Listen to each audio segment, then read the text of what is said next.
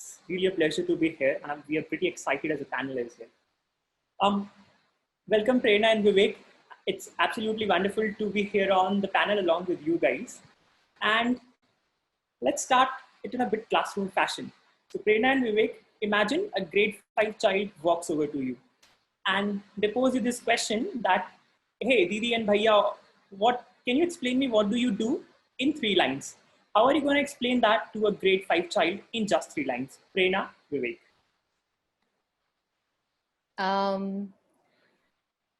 I think I would probably just talk to the child and tell the child that, I make sure that you learn what you want to learn and the way you want to learn it in. So that's what I do. That's my role. Okay, thank you, Prerna. Vivek? Yeah, that's a difficult one. If I have to share that with a child, I would end up sharing that, hey, look, we are working towards ensuring that, whatever time you spend in school, you have a great time. Okay, thank you for that introduction, Vivek. So guys, you have Vivek, who is a co-founder founder of Shamtalya, and Prerna. Prerna is currently working with Simple Education Foundation in capacity as a school leader. Wonderful. With that, let's get started on our conversation this afternoon. Bridging the digital divide. You all are seeing a graphic on your screen, right? In this graphic, imagine this represents the entire population of India, which is 100 people on the screen right now. Out of 100 people, 65 people live in rural areas and 35 people live in urban areas. Out of these 65 people, you are seeing there are certain figures which are in the black boundaries, right? These represent the people who have access to internet, which means that in rural areas, we have out of 65 people, 20 having access to internet. And in urban areas, that translates to 17 people. If you do this mumbo and jumbo, this number comes to around 63 people out of 100 not having access to internet. And that's 2019 data. In the light of this graphic, in the light of this data, Vivek and Prerna, as we go on this journey for the next 30 minutes to uncover that what does this mean to bridge this digital divide, right? I would love for both of you to share a story, right? This data represents here a lot of mind. Just share a story with us which can put some soul to this data that you have seen playing on the ground in the past 6 months. How has this graphic played out in your experiences in the past 6 months? Prerna and Vivek. Prerna, please go ahead.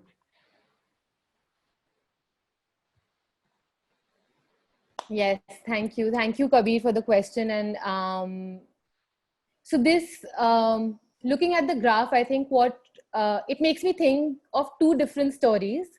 One, where today I see 2 children, siblings, the grade 4 student helping their grade 1 sibling in just learning the sounds, like the jollyphonic sounds that they get over WhatsApp, and then asking questions in the group, just really engaging with the content, building a strong interaction, collaboration at home. That's one part of the story and narrative that I see, where children with access to internet, whichever be the medium, be it Zoom or WhatsApp, are really trying to make the most of it, are helping each other out, asking questions, just doing so many things and getting a lot of feedback, personalized feedback through it.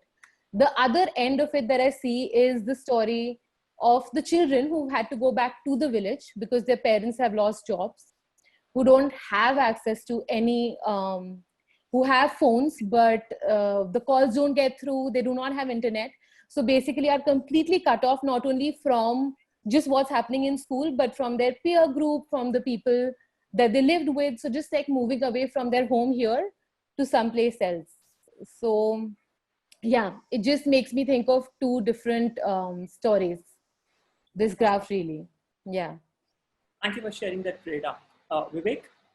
Thank you so much, Prerna, and thank you so much, Kabir, for, highlighting that data.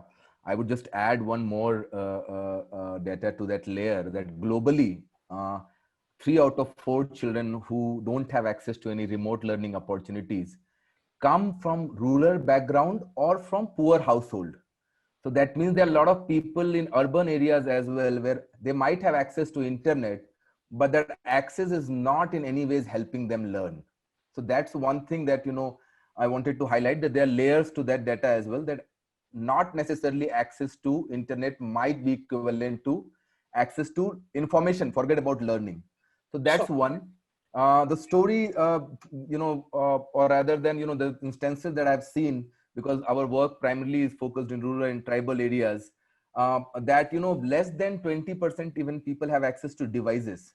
So that's really, they really cuts off them from any kind of, forget about learning, but information, something that I've also been, quite questioning, that information poverty is massive.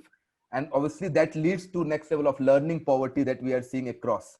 And the areas that we work, Kabir has a population of close to 500,000 people, and they serve more than 50,000 children. Now imagine, of 15,000 children, only 19% of those families have access to any device. So I think that really kind of creates a huge amount of, tension, anxiety, and also leaves children, completely confused. And what I'm really worried with the story, that I hope that doesn't become a reality, Kabir, is that hope children does not fall out of love for learning during this pandemic. I think that's something quite kind of really, really making me very, very anxious. Interesting. And Vivek, I know that you have been working in this tribal area of Rajasthan. Vivek, would you like to add? It would be wonderful for the people listening us as well, that if you can paint like the story of one of the families and the sort of challenges that they have gone through because of this digital divide, right? Because numbers, as they are, they have like a head aspect, but help us bring some soul to this aspect of what the life has been, especially from the lens of a digital education for these children. So in one sentence, Kabir, thank you for asking. It doesn't exist, because, I'm sure you have been working in rural areas as well, and you will kind of resonate that the priorities are so different. I think we all primarily agree that, parents really care for their child. And my experience working in rural areas has been that they are the one who care a lot more for their child, because they really value education. And when they stop seeing a value of education in day-to-day life, then they pull their children out of school, which is not the case in, let's say, urban or middle class families, because they see education as a hack, which is still not the case in rural areas. So post pandemic, what has happened, Kabir, that, there has been, as I said, lack of information. So there was no idea what's happening. They have lost their jobs. So a lot of people had to come back to their families. Not all farmers have a land where they can, do farming. So that really creates a situation for them where they're really struggling for day-to-day survival. In such case, no matter how much they are interested in their child's learning, it just doesn't become a priority. And also, if you see the rural context, there are families living in one or two houses with, I think, at least 4 to 5 children. So there are a lot more other things which takes precedence, like food, ensuring now they are looking for opportunities, maybe in the farm, or, again, trying to with unlock, moving to nearby places. That leaves children, with kind of, no opportunity to also engage with them. In fact, what we have seen, Kabir and Prerna, that a lot more parents are reaching out to civil society organizations to conduct classes online, because now younger children in some ways are become a liability, because there was that period of time where they used to go to school, so they can go to field. So adult children still kind of, support their parents in their livelihood. The younger children in somehow right now are in a situation where they have no access to caregiving. And that creates, that adds to this kind of level of crisis, which seems to be very invisible, but just puts a lot of mental pressure on parents and of all children who are going through this, but might not have that kind of voice, because they are feeling, but they might not have that kind of articulation. And that makes situation a lot more complex than what it seems from outside. Thank you for adding like multiple layers to it, Vivek. Definitely, I think that's what we're exploring right now is the first layer. And as I have seen it unfolding around, as you share with us, I think you see far-reaching out repercussions of that. Prerna, building upon that, Vivek shared a scenario here that, and I've seen similar situation happening in Gular as well, like the place in Uttarakhand where currently I am working out of. Even the families who have managed to have a phone somehow, right? Yeah. For example, right now, as I talk to you, right across my window is a village called Khagilya. There's a family over there, the family of three, like the three children are there, and there's a single phone, right? Have you seen, apart from even in these 35 people or say 37 people we are seeing saying who have access to internet, have you seen these sort of issues coming up in urban areas as well in your experience in working with Delhi? Yes, I think absolutely. I agree completely with what Vivek was saying and what you've mentioned, Kabir, because even here, right now, what parents are having to do, since most of our families are daily wage laborers, right? So that means that they have to work, even to have like one meal in a day, they need some income. They live in such small houses, yet they have to continue to pay massive amount of rent, right? Like that burden doesn't go away. So what we're seeing right now is, even if there is a phone but the parent is out working full day, when does the child really work? When do they get access to that phone?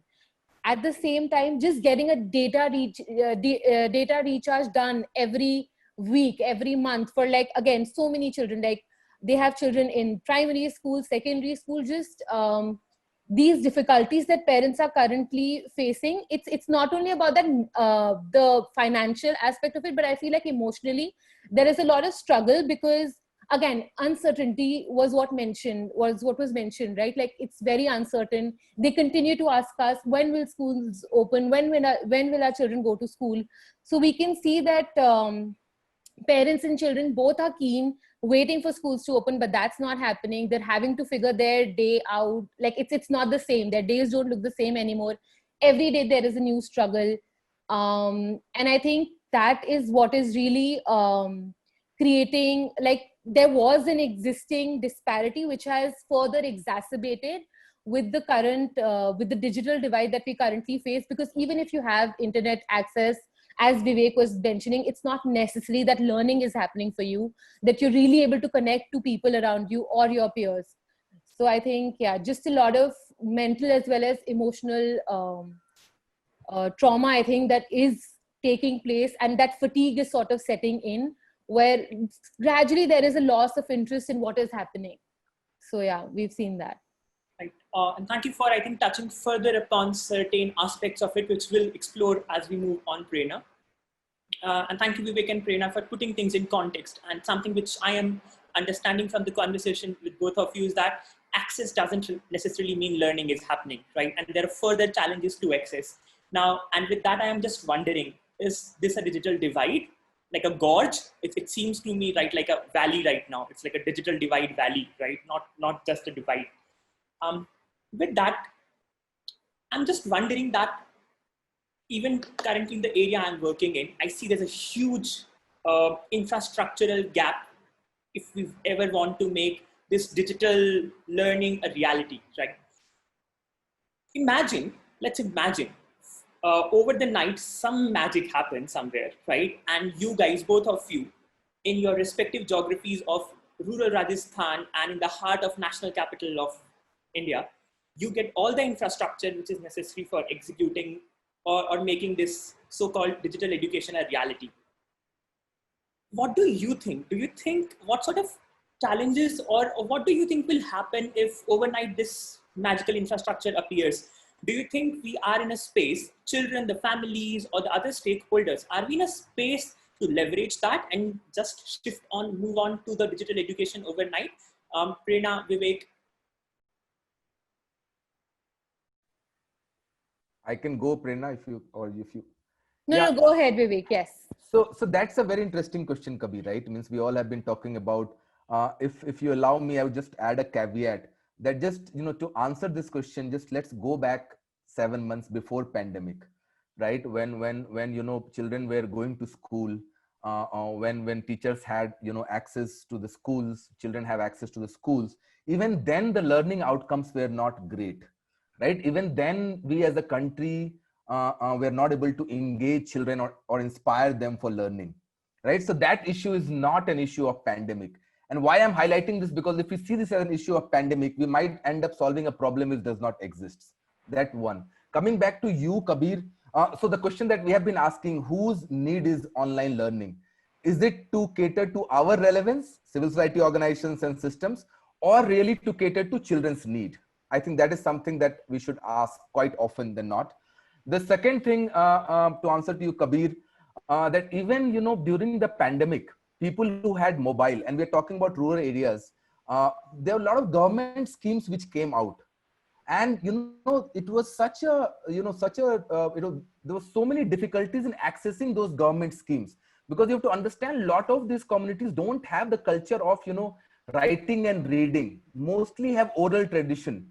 So to engage with written content, even you have the digital infrastructure itself is a huge problem. So imagining, even if everyone, so imagine they couldn't access schemes which government has provided to them, because the communities that we work is largely an oral, they have oral tradition. So they don't have this kind of, you know, access to written, or the habit of, you know, engaging with written content, that itself. And how, Kabir, this medium can be overwhelming and do entirely the opposite what it is meant to be. I will give you a personal example, being a bit vulnerable.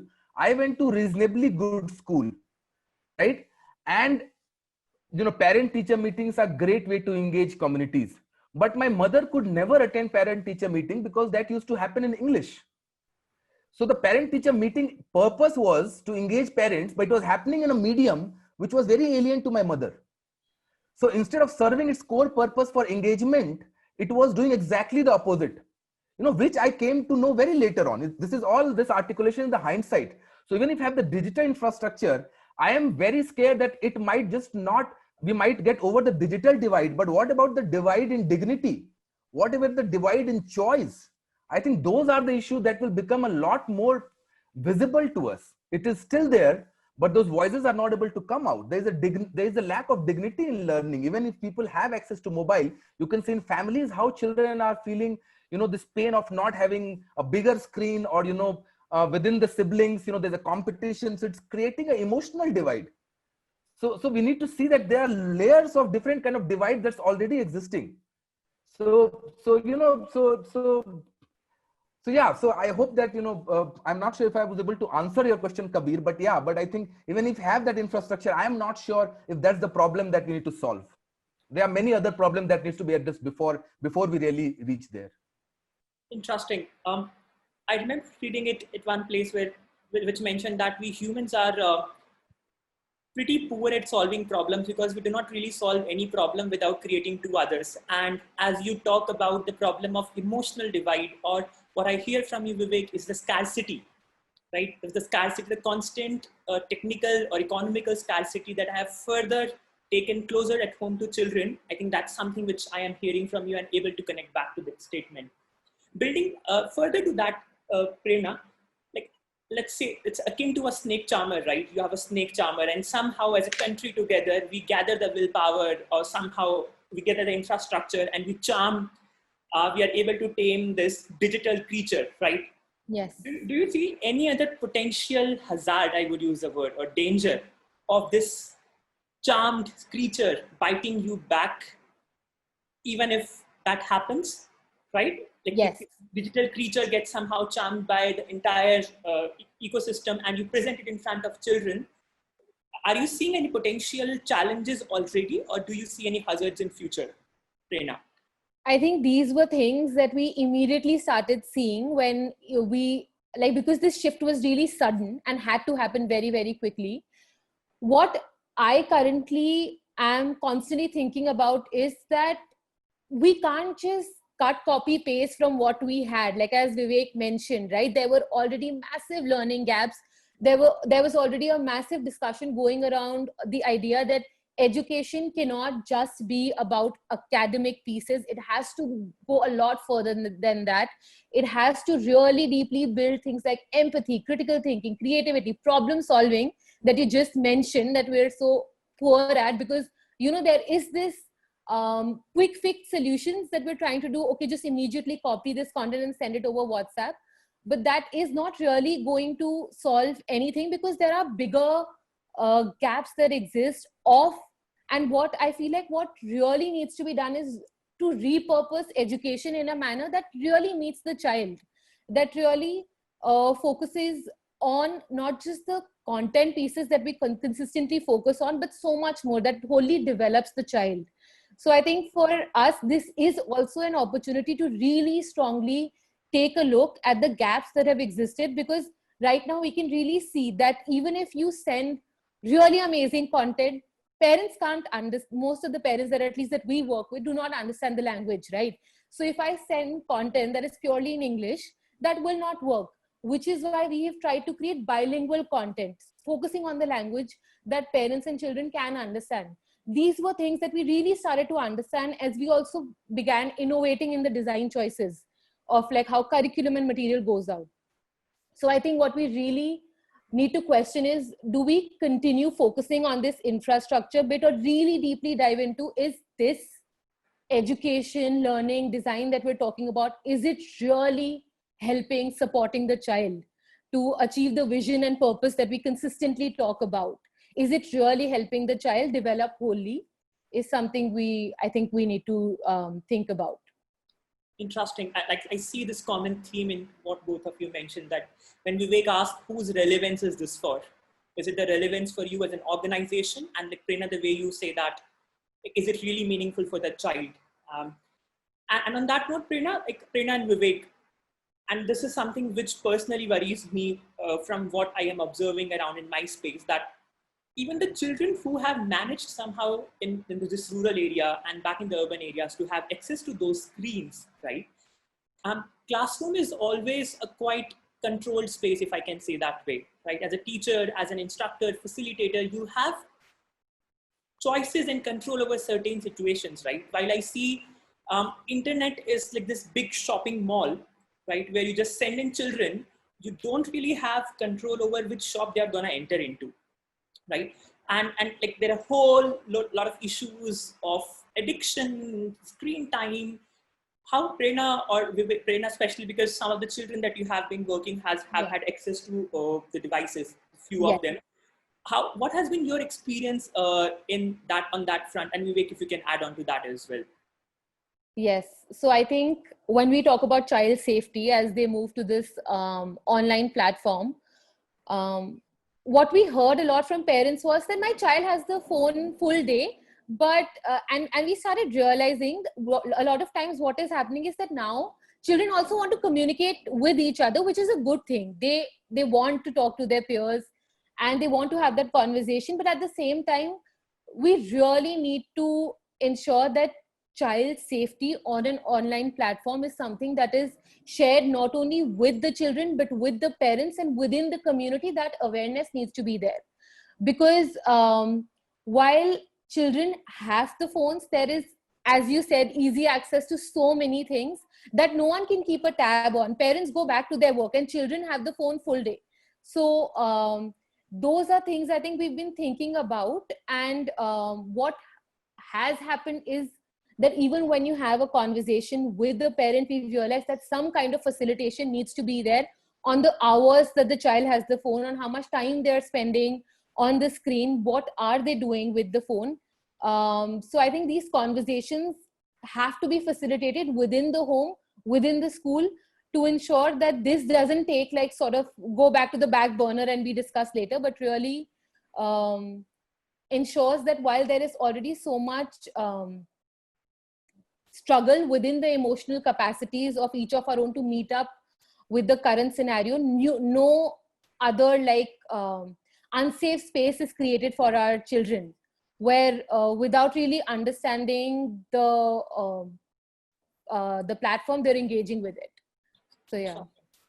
And again, like I have certain questions over that, which is even in the physical spaces with acts like POCSO, right? And the children's safety measures, we are still trying to catch up on. Yes. And the way I have come to perceive is that we are usually quite slow to reach there. And the speed at which we want this change, where would that leave us with? Trusting. So Vivek and Prerna, you have mentioned a host of challenges that you guys have come across in your work, right from like not just simply not having access to device, right? Having these access not translating into learning, right? Even in those cases where you have access, all these problems, this entire Pandora box of issues opening up, right, which we are not even thinking about maybe in this race to digital divide. What are, like, how do you solve for this? How do you work for this? What do? You leave children not learning, or what sort of innovations have you two seen which have sort of come up, propped up in the last 6 months in rural and urban areas to sort of work around or work towards these challenges? Vivek. Thank you so much. I think, Kabir and Prerna, I don't know how much of this you will agree to, is that education is the only, if I may call for this conversation, product where the least feedback we take from our customer. And I'm using just for the sake of conversation to, so children are the ultimate partners in this whole process, right? But the least kind of feedback we take from them. And that is the key, especially when you're working in areas which don't have access. What we did, I can share, is went back and asked them what is that they need, and asking them what are their emergent needs. Because, something that I've always read, if you value someone's need, they will value back what you need from them. That's the kind of, very fundamental, key for behavioral change. So we asked them, and what we realized very early on, that what they were missing is their friends, that kind of connection, trust. And it was very important to kind of really create some platform or space where they can listen to their friends. They were also missing entertainment, right? Because in villages, there's a lot of entertainment that happens, which doesn't require a screen, like sangats, local people meeting, there's a lot of folk song. So kind of when we heard them and realized that this is what they're missing and how this can be accessible to them in ways which is not intimidating, we started kind of creating audio sessions. And we started creating audio sessions, again, kind of being conscious that we just can't replicate the content which is existing. They have to be mapped with the outcome, but it has to be in a way which is contextual. So we created this kind of fictional, village called Somdhani. And these 4 characters of Salma, Bhuri, Bhola and Bhiku. And then we took them on a journey of next 6-7 months. So that kind of created relatability. The audio created contextuality, and it allowed family and members to come and learn in a circle. What it also did, that it was not intimidating. You don't have to look at screen and imagine. You can have your own story. It did not, required certain tools to be navigated. So it did not make you very anxious. So it was very kind of, easy to navigate. And a lot more children were coming together, obviously maintaining social distancing. And if you look at the hamlets or Fala, they are quite close to each other, right? So 2-3 families anyways live together. So that kind of allowed us to connect to not only, them as an individual, at the same time ensure that they are connected to their learning. So they are not forgetting what they have learned. That's the biggest challenge, to retain. Because they realized a lot of children who were able to read and write, they were going one step back. Who were able to talk in a different language apart from their mother tongue, they were kind of, not very proficient in that. So the entire idea of bringing and integrating well-being and learning together and not seeing as 2 different fragments was the kind of step forward. And we were able to do this without the need of internet, because we partnered with the community radios, and places where we didn't have radio, we worked with local communities, and we provided them with speakers which had preloaded content.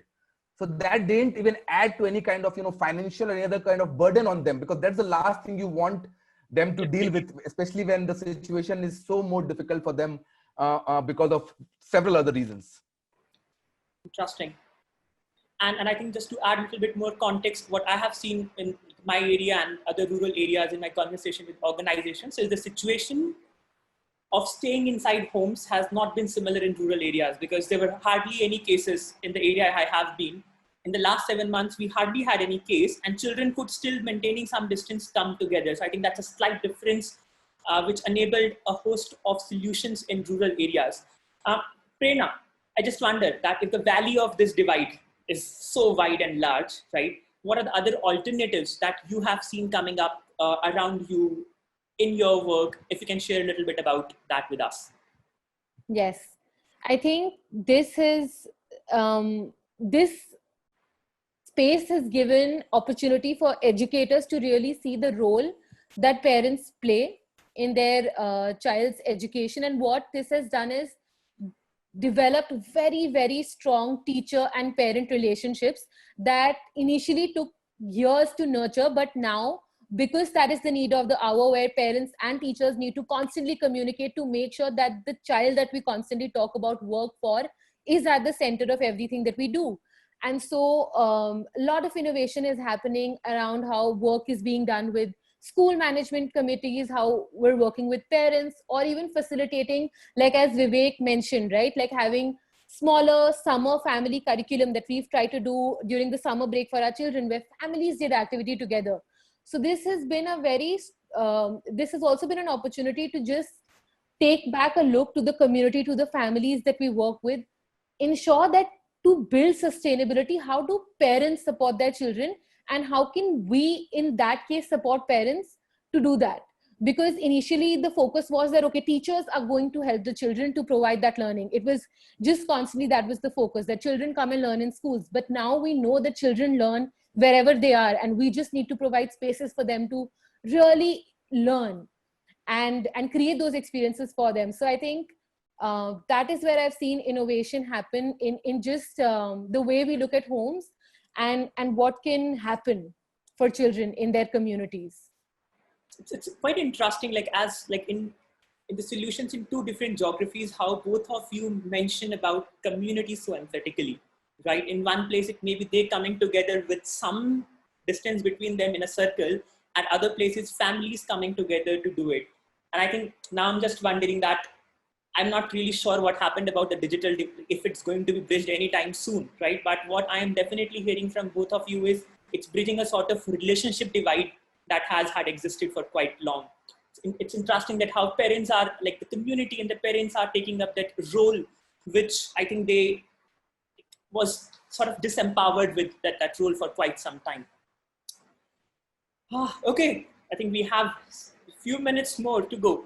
Vivek and Prerna, like I think you have walked us through like quite some context and challenges that you have come across, the sort of potential problems that you are seeing propping up because of this race that we are in to bridge this digital divide, some potential solutions that you have seen and suggested. On that note, I wonder, right? We started this session saying bridging the digital divide. Now, if I ask you, you have to reframe the title for this session, right? And leave our audience with one question each, which would be maybe, let's say, more appropriate to this session now after having this conversation. What would be that one narrative reframing question for you?